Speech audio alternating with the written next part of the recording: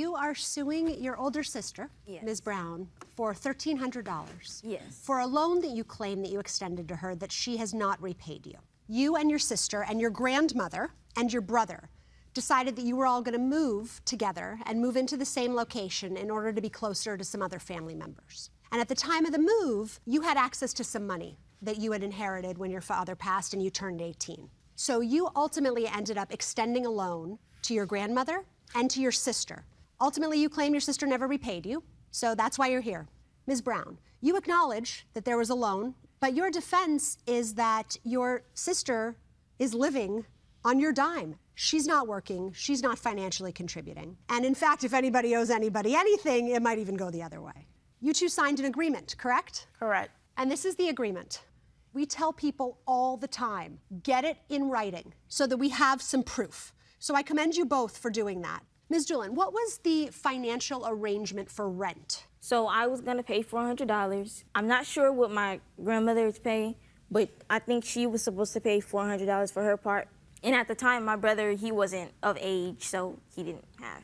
And then your grandmother made up the difference. Yes. Did you have an initial amount to pay to move into the apartment? No. Okay. Why did your sister and grandmother have to pay something but you didn't? She never asked me because at the time I didn't have a job either, and she didn't want me to just blow through my money, so she just told me that I just loan her the money and she would just pay me back. So, Ms. Brown, why did you and your grandmother need money to move into the place, but your sister didn't contribute initially?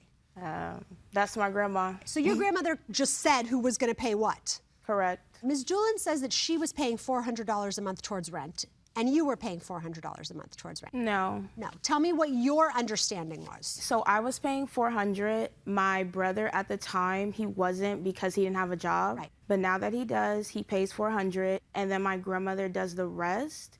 She doesn't pay anything. Okay, so right now you say Ms. Doolin is not paying anything. She paid something last month. Are you saying that last month was the first month she paid anything? Correct. Is that true? No. How do you know what Ms. Doolin was or was not paying? Because we would have arguments about it all the time. We would have arguments with my grandmother saying that it's not fair that she's not paying rent.